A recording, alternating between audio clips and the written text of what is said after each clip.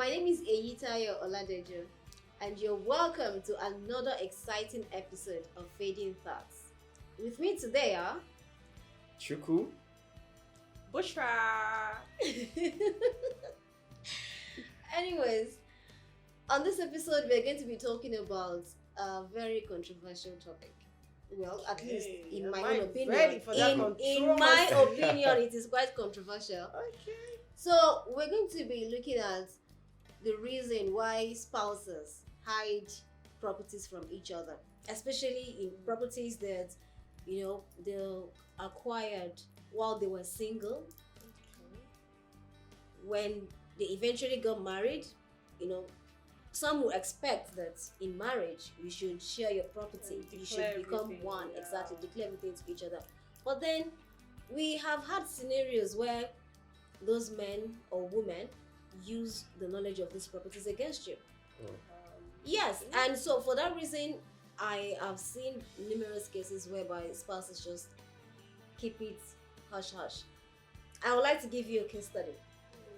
So sometime last year, I read a story on Facebook about a lady who graduated from university quite early. She did her NYSC and she worked in a bank, and she actually made quite some money, being that she was single, she was living with her family. She made money, she invested, she bought a land for herself, and eventually she built a house on the land, like 4-bedroom flats or something. She had tenants. She was unmarried. Then, when she was about 26 or 27, she found a man. She found him. He proposed to her, and just before the wedding, she decided to let him know the truth. She told him, "Guy, this is who I am, this is what I have. I'm letting you know because you soon become my husband, and I feel like you should know." Exactly. Yeah. Unfortunately for her, the guy called her back after a week or so and says, "Look here, if you really want us to get married, you have to first of all change the name of that property into my own name, and secondly, the accounts that the tenants are sending the rent money into, you have to make it my account. I have to be the sole proprietor of that property. I have to be the one in charge of rent, in charge of everything about that property." When this girl says she does not want, this guy said he was going to call up the brother. So she started rethinking it. Okay, maybe she should actually just relinquish her property to this man. What's your take, Chuku? Do you think in fact, what advice would you have given that woman? Should she leave everything she worked so hard? She worked for it on her own. This man, she had not met this man. This man did not contribute to anything. He did not even pay for one cement on the property. Should she now relinquish everything to him simply because he wants to be the man? Okay, for me, I think personally, this issue is not so difficult. There are sometimes when people tell you that, or they tell us that life is easy, but we complicate it for ourselves. True. I personally believe that, first of all, before I even go into my belief, I think for me, this is a big red flag. This should be a big red flag for the woman. Yeah. So we've heard cases of marital violence, spouse against spouse, and we wonder, where did all this start from? It starts from somewhere.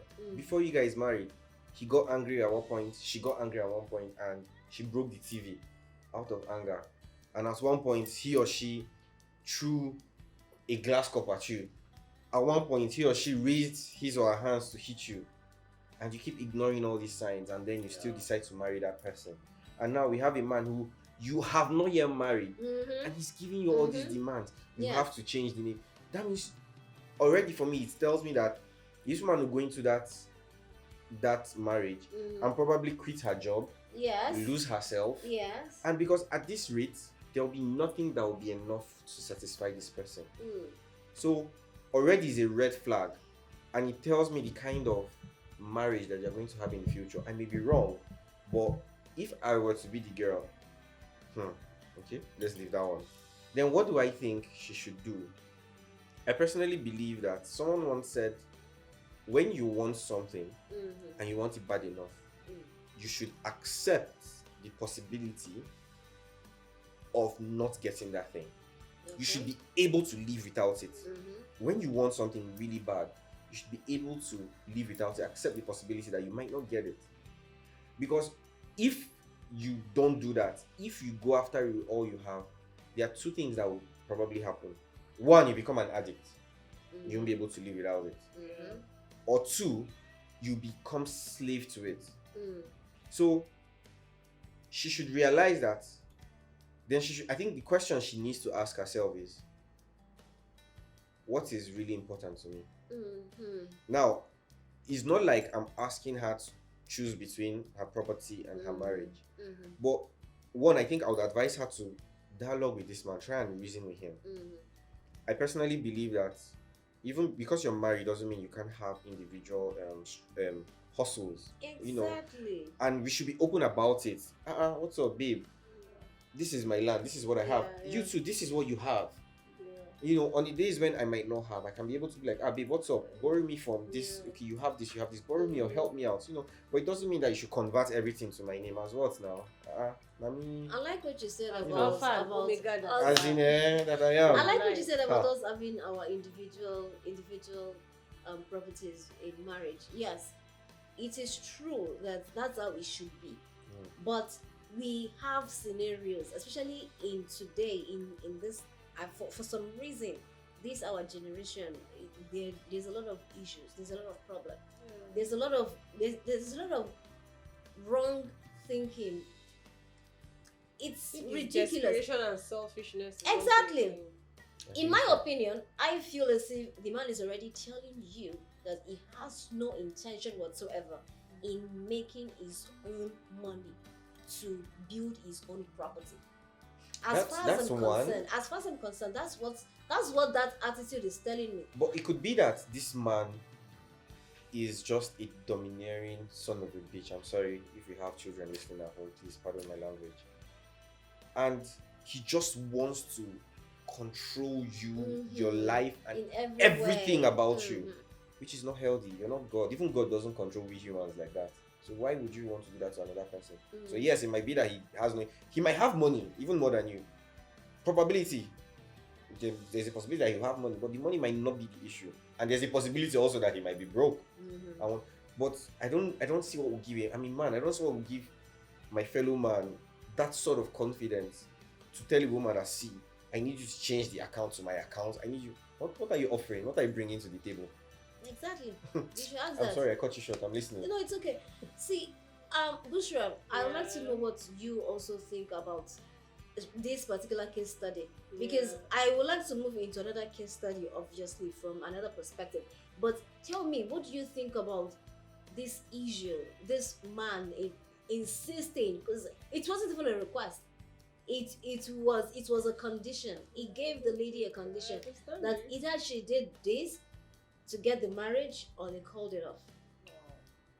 Okay. If it was you, let's say you were in a situation, what would you have done? I'm sorry, sister.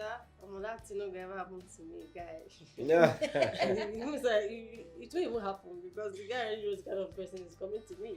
And I'm glad we're having conversation with Chuku. Yes. He's a man. And at least I'm happy that he has this mindset. And if you have more people think this way, yes, I don't think we'll have a problem. I won't lie to you. Like you, that's like you want my heart with that response you get. So for me, in the first place, why are we even getting married? Why is there conditionality of material things from the beginning? From the get-go. From the get-go, why is there conditionality of material things?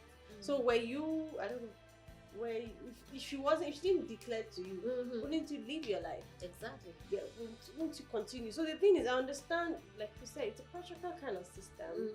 When you understand the societal perception and all the cultural perception and thoughts we have about that, the fact that a man is, of course, above a woman, a man should be the provider, should be the protector. Yes. So that way there's this thing that the man should be the one that should be more accomplished. We've established that the man should be more accomplished. That's the major problem. By the woman. So by that, you see that these men naturally get insecure about it. Then it's beginning to bring trust issues, because he's also scared that, oh, when he gets married, maybe she will start controlling him now because she has money. You understand? Or he's feeling like now that she has the money, of course, it makes him less of a man. I don't understand. Maybe if he uses his ego and affects his libido. Sorry, I don't know if that stops. Yeah, that stops it from being a man, because that's the only reason why you would think at that point that, because it was going smoothly, right? Yes. Before she told him. Yes. And now it's giving condition. And don't be surprised, he went back. It's family again. I will keep saying it. Societal constructs. What it is? How? What are the ideas and thoughts we're putting out there? I'm sure this guy probably must have gone home to go and tell his brother. It's possible, because it actually took him about a week to think about before calling her back. Thank you. The narrative of she has money more than you. She will control you. She will do this. You're even the man. How can she do? She wants to prove to you. I saw one on this one is even interesting. I saw one that said the guy and the girl were already working. So the guy is earning 80K. I don't know. The girl is earning like a job of maybe about 700K. Who should relocate to where? There's someone is that supposed to be a discussion? Someone now came down to say, because the man, oh God, should that even be a discussion? Because the man is the head of the family. I'm like, in this economic situation that we are, so a girl should leave, a lady should leave a job of 700K. And she has a house plus that. You say if we go find woman, where the end pass you, waiting you define. Why you no go meet person with the end? See, let's people understand that this situation you get, he already knows that this girl she already has this thing, and he's already seeing her that okay, she's above me. Yes, I would expect you as a man. Like a man that has sense, a man that wants the best. I like that keyword. A man that has sense. Yes, the sense, my dear. Sense. I'm sorry about that, my dear. Common sense is not common like the radio. Yes, you get a man. Do you understand? A man that understands. I think a marriage is meant to be like a sort of it's like a partnership. It's a symbiotic relationship. We both benefit. You're already coming to me with the idea that you're a pest. Yes, you're just like a leech. If the first thing that comes to your eyes or that comes to your mind is my stuff, I would expect you as a man to say, oh, you have this, okay, good for you. Do you know, naturally, I still keep telling men, that's what they don't understand. See, women submit by themselves when they like you. And at the point, you'll be the one controlling that thing. Allow her be, let her do her thing. Just acknowledge that she has the property. Do you understand? Keep doing your thing. At the point, she'll be the one telling you, oh, hey, because I understand you have to see make decision. She'll naturally come to you. Exactly. Oh, hey, that's my property.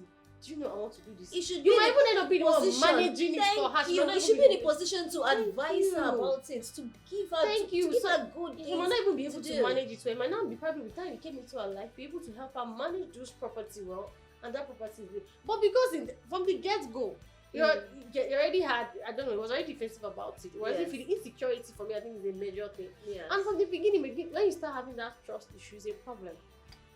It's a problem. That's true. I don't know why I want to be married to you and hide property from you. Why? If I can't trust you with that, then I'm not even going to start it. If I can't begin to trust you from just only property of I have, do you get? All right, then let me give you guys another case study. Yeah. Because now we're talking about an example from before the marriage. Yeah. Now let's talk about there's another one that I saw. It was in the marriage. They've already been married for quite a while. That's the real deal. They've been married for quite a while. Yeah. And then the man built his own house.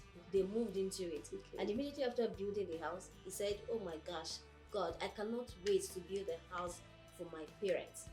Okay. As soon as he said that, the wife said, and so be ready to build that same house for my own parents. Okay.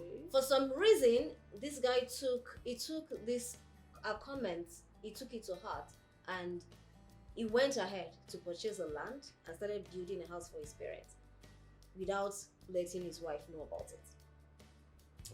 Okay.